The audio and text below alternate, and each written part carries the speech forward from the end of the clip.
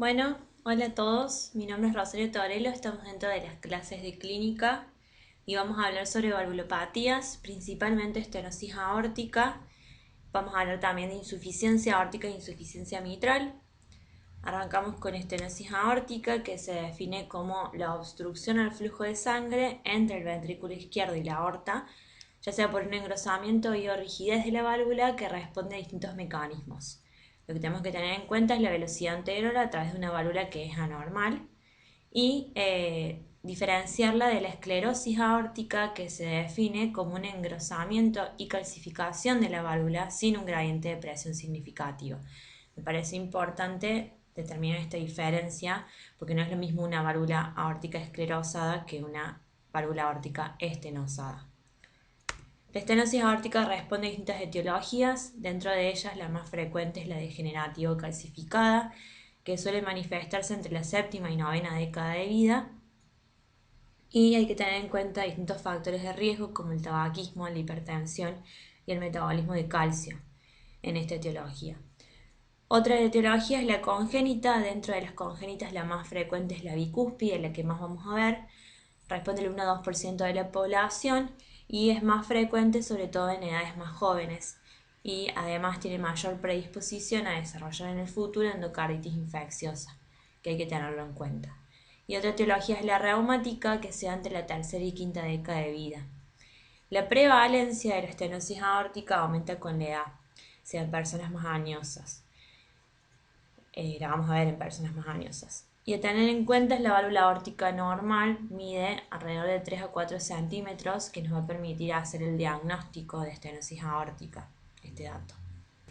La fisiopatología de la estenosis se da una obstrucción valvular con un aumento de la presión intraventricular que se sucede para mantener el gasto cardíaco, que lleva a una hipertrofia de las paredes ventriculares, a una hipertrofia del ventrículo izquierdo con disminución de su distensibilidad y alteración del llenado pasivo, y un aumento de la presión telediastólica que lleva a la isquemia subendocárdica subsiguiente.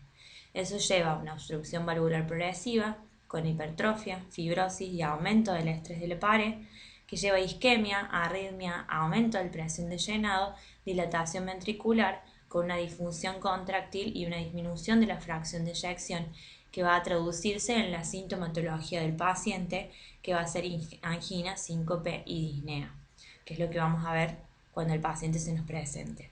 Vamos a lo más importante, que es el diagnóstico. Se basa en 3 pilares fundamentales que van a ser la clínica, la exploración física y los estudios complementarios. Hay que tener en cuenta con la clínica que la historia natural de la estenosis aórtica comienza con un periodo sintomático que puede ser muy prolongado.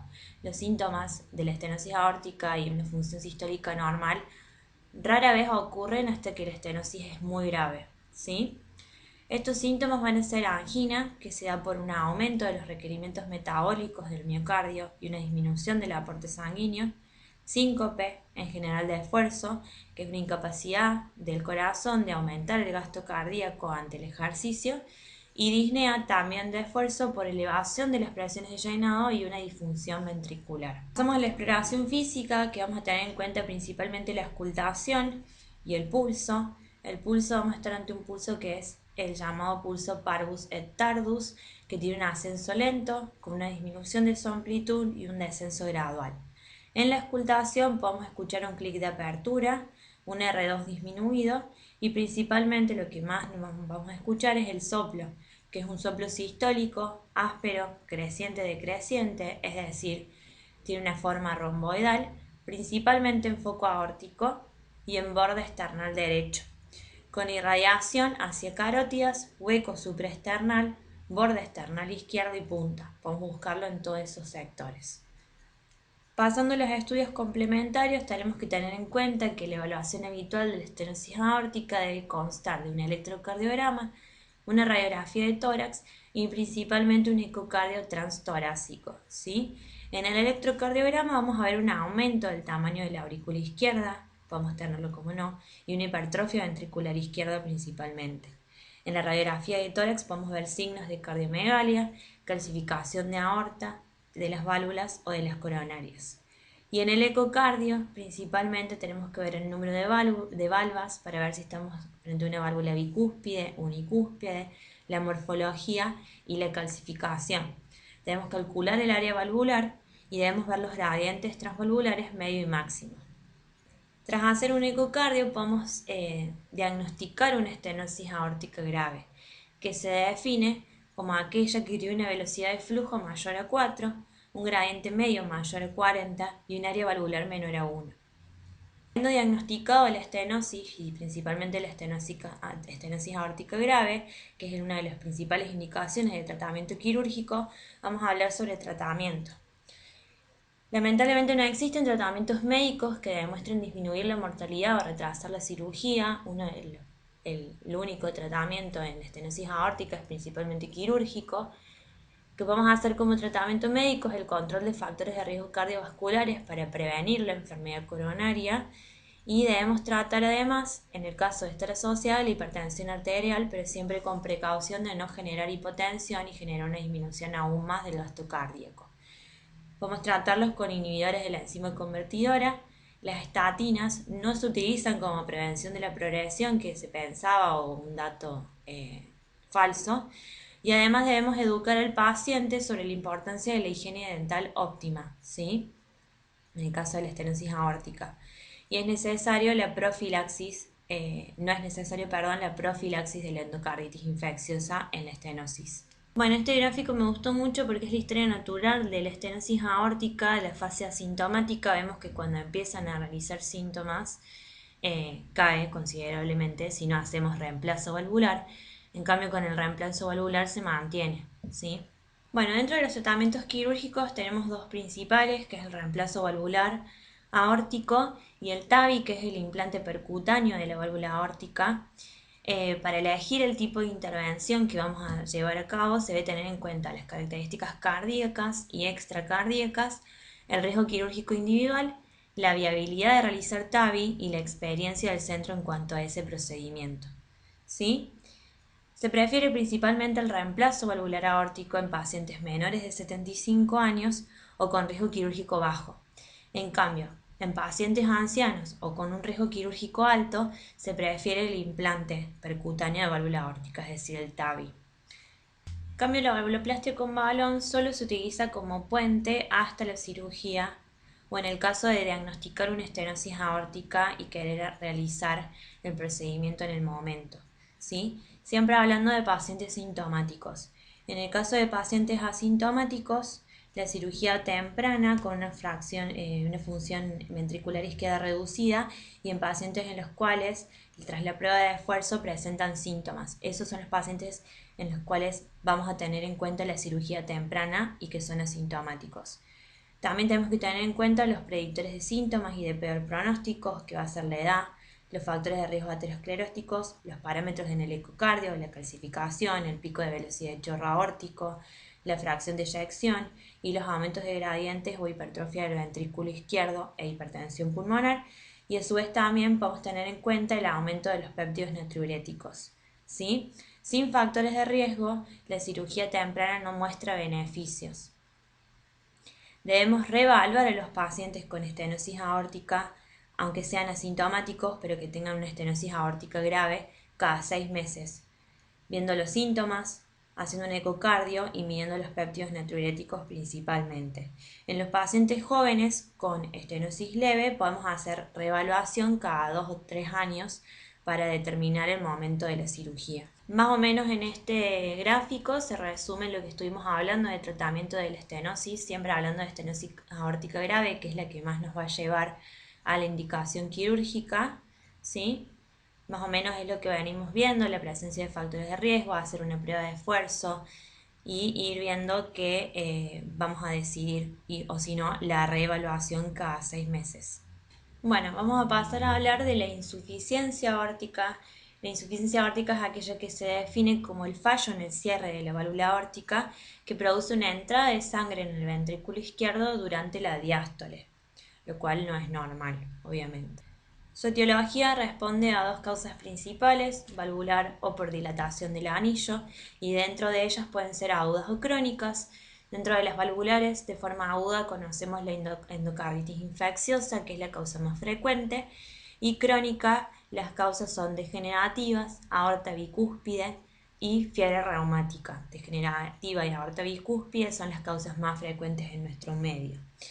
Y por dilatación del anillo, la causa aguda más frecuente es la disección aórtica y la crónica es la enfermedad de Marfan, ¿sí? Principalmente. Me parece importante hablar sobre la fisiopatología centrándonos en la insuficiencia aórtica crónica.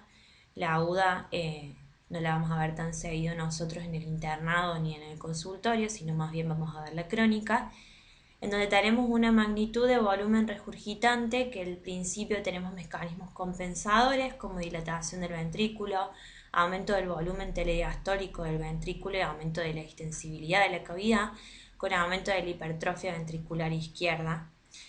Estos mecanismos compensadores en un principio mantienen una presión telediastólica del ventrículo relativamente baja y un cociente volumen sistólico gasto cardíaco adecuado y suficiente para mantener una presión de perfusión coronaria. Pero eso lleva a una descompensación con una magnitud de volumen regurgitante que es creciente, dilatación del ventrículo de forma adicional, incapacidad que progresa la hipertrofia y una disfunción contráctil con una disminución de la fracción de eyección y de la presión telediastólica del ventrículo, que lleva a los síntomas y a la sintomatología del paciente, que van a ser síntomas de insuficiencia cardíaca y principalmente de angina, con disminución de la presión de perfusión coronaria. ¿Estamos? Vamos a basar principalmente en la crónica, pero dentro de la aguda principalmente vamos a ver un edema agudo de pulmón manifestado como disnea severa. En cambio, en la crónica, en el caso de pacientes compensados, en ese momento van a ser asintomáticos, y en los pacientes descompensados vamos a ver disminución de la tolerancia al ejercicio, disnea, cansancio y o angina de pecho. Bueno, en la exploración física vamos a ver el punto de máximo impacto desplazado hacia lateral, con un soplo que en este caso va a ser diastólico, creciente, en borde external inferior, más un soplo de flujo sistólico por un aumento de la sobrecarga de volumen. Podemos tener el soplo denominado de Austin Flint, que es un soplo diastólico de tono grave en la punta por un flujo anterogrado sobre un orificio mitral estrechado o estenosado, ¿sí? Que denota una insuficiencia aórtica grave. Vamos a tener el R3, que es por sobrecarga de volumen, y vamos a tener una presión de pulso amplia que va a determinar distintos signos característicos, ¿sí? Como el signo de Muset, que es el movimiento rítmico de la cabeza con cada ciclo cardíaco, el pulso de Corrigan, el signo de Müller, que es la pulsación de la ula, el signo de Traube, que es el sonido de disparo que se oye sobre la arteria femoral, y otros signos que ya son muy específicos, que los dejo acá en la diapositiva. Seguimos con el diagnóstico de la insuficiencia. Vamos a hacer principalmente estudios complementarios: electrocardiograma, radiografía de tórax, ecocardiograma transtorácico, transesofágico, y vamos a hacer también tomografías y resonancias cardíacas. En el electro podemos ver taquicardia, hipertrofia del ventrículo izquierdo, aumento de tamaño de la aurícula izquierda. En la radiografía de tórax podemos ver signos de edema agudo de pulmón, en el caso principalmente de la aguda, ensanchamiento del mediastino y cardiomegalia. En el ecocardiograma vamos a ver principalmente la morfología de la válvula, identificación del mecanismo, cuantificación de la insuficiencia, medición de la función y de la dimensión del ventrículo, y además medición de la raíz aórtica y aorta ascendente si estamos sospechando de causas como la enfermedad de Marfan. En el ecocardiograma transesofágico lo que permite un aumento de la sensibilidad y especificidad para detectar disección aórtica y abscesos en caso de que sospechemos endocarditis infecciosa. ¿Sí? Pues pasamos al tratamiento. Bueno, en cuanto al tratamiento médico, se deben tratar los síntomas principalmente. En el caso de insuficiencia cardíaca o de hipertensión, vamos a dar inhibidores de la enzima convertidora, ARA2 o beta bloqueantes, dependiendo de cada paciente. Y en el caso del síndrome de Marfan, principalmente beta bloqueantes y ARA2, que lo que hacen es disminuir la dilatación de la raíz y el riesgo de complicaciones aórticas.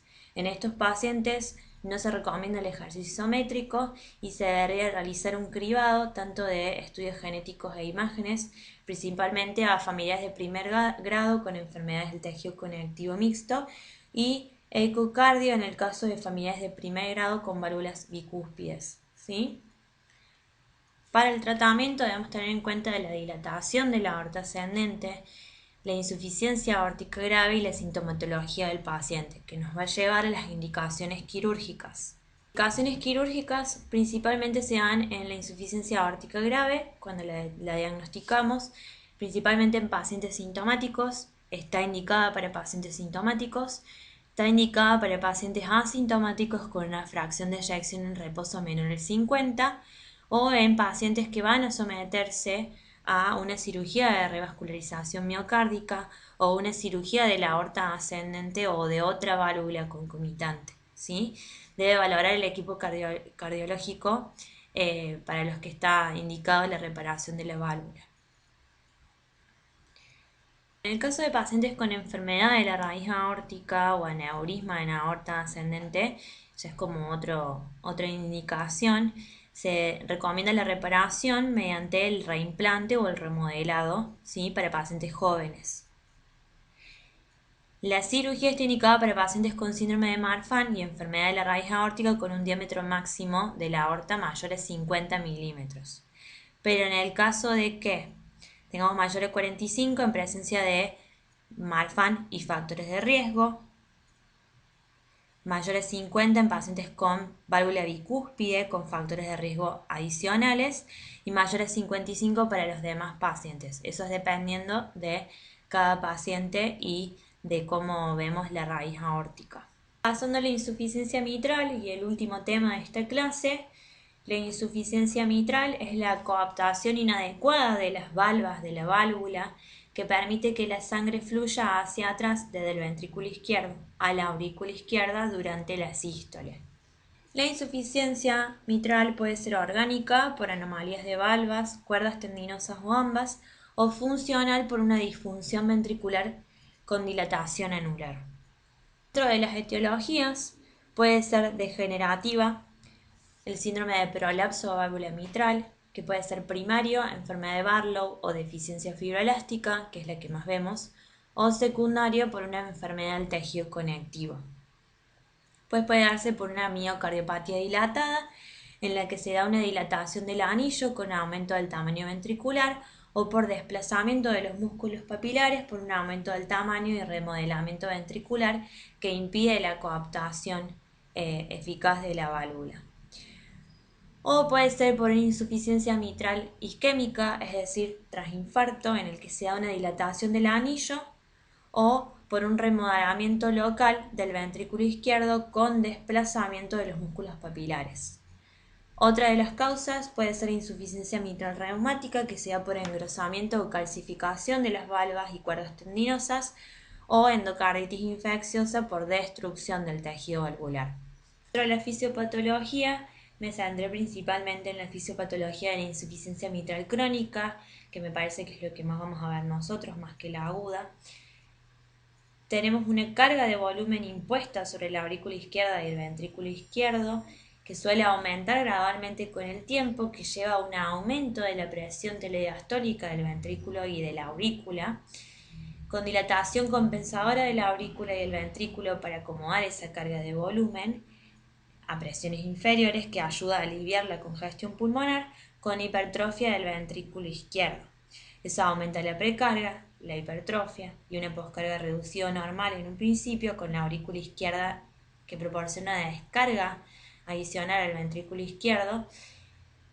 La insuficiencia mitral engendra mayor insuficiencia mitral, lo que forma un círculo vicioso, con una que lleva a la disfunción contráctil y una disminución al final de la fracción de eyección, con un aumento del volumen telesistólico, con un aumento de la presión telediastólica del ventrículo izquierdo y un aumento de la presión auricular izquierda, que lleva a congestión pulmonar y a disminución del volumen sistólico o gasto cardíaco antegrado, que se va a traducir en la sintomatología del paciente. Respecto a la clínica de la insuficiencia mitral, los pacientes pueden ser asintomáticos incluso hasta periodos de insuficiencia mitral grave, hasta que los mecanismos compensadores fallan y se traducen en síntomas, que van a ser principalmente disnea de esfuerzo, palpitaciones, cansancio, sobrecarga de volumen y otros síntomas de insuficiencia cardíaca.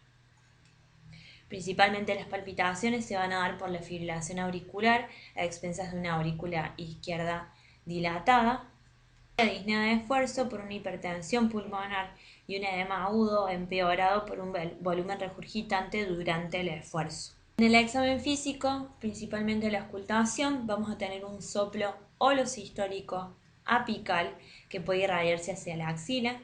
En caso de prolapso de válvula mitral o enfermedad de Barlow, podemos tener previo al soplo un clic mesosistólico. Podemos tener además tercer ruido o un retumbo de flujo diastólico precoz. En el caso de FA vamos a ver un ritmo irregular en la palpación del pulso. Y en el caso de hipertensión pulmonar podemos auscultar un R2 aumentado. Además vamos a ver los signos de insuficiencia cardíaca, como edemas de miembros inferiores, crepitantes y etc.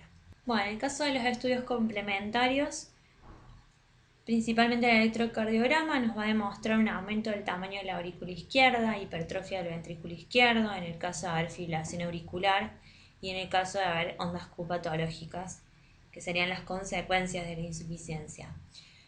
En el ecocardiograma transtorácico podemos ver la gravedad, los mecanismos que responden a la insuficiencia mitral, las consecuencias en el ventrículo izquierdo, circulación de la aurícula y de la arteria pulmonar y dimensiones del anillo mitral y presencia de calcificación o no. ¿Sí? El impacto de la insuficiencia mitral lo evaluamos determinando el tamaño del ventrículo izquierdo, la fracción de eyección y el volumen de la aurícula izquierda principalmente. Además podemos ver el tamaño del anillo y la función del ventrículo derecho, a expensas del ventrículo izquierdo. El ecocardiograma transesofágico, principalmente cuando se necesitan imágenes óptimas que no son logradas por el ETT, y para dirigir la reparación y para evaluar la eficacia. Las pruebas de esfuerzo valoran la gravedad con el esfuerzo en pacientes con síntomas de esfuerzos discordantes con respecto a la sintomatología en reposo. Además valora la reserva contráctil, así que nos puede servir. Bueno, en el caso de tratamiento, como siempre los gráficos, vamos a tener en cuenta la sintomatología, la fracción de eyección, las presiones y si es refractario o no al tratamiento médico, lo que nos lleva al tratamiento final, que es siempre quirúrgico. El tratamiento médico principalmente en pacientes sintomáticos con función normal del ventrículo izquierdo e insuficiencia mitral grave por prolapso, no existe tratamiento médico. Lo que podemos hacer en los pacientes con insuficiencia mitral funcional, tratar la sintomatología con inhibidores de la enzima convertidora y beta bloqueantes que pueden tener o no una disminución de la mortalidad y la gravedad de la insuficiencia mitral. Retrasar la cirugía nomás. De tratamiento quirúrgico, la reparación de la válvula mitral es la técnica preferida, digamos, y va a estar indicada en pacientes sintomáticos con una fracción de eyección mayor al 30 o en pacientes asintomáticos con una disfunción del ventrículo izquierdo. En caso de pacientes asintomáticos con una función ventricular conservada pero que tengan fibrilación auricular, secundaria insuficiencia mitral o hipertensión pulmonar también es otra de las indicaciones. Tenemos varias más, digamos. Siempre podemos considerar el reemplazo de válvula mitral en pacientes con disfunción del ventrículo grave, que es refractario a tratamiento médico, siempre que la probabilidad de la reparación valvular y la comorbilidad sean bajas. Bueno, llegamos al fin de la clase. Muchas gracias y espero que les sirva, que les haya gustado y que se haya entendido.